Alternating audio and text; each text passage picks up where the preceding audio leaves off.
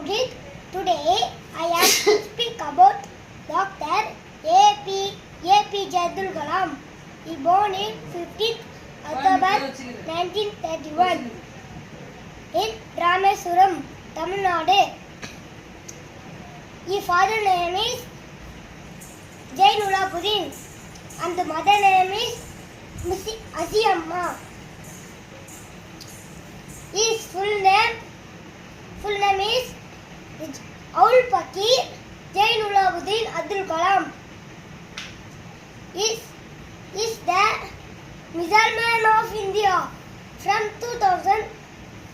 Abdul Kalam was 12th President of India from 2000 to 2007.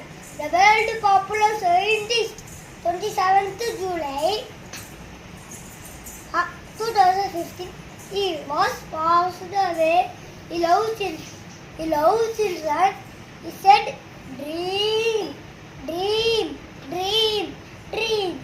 In Tamil, கனவை காணுங்கள், கனவை காணுங்கள். He is my role model.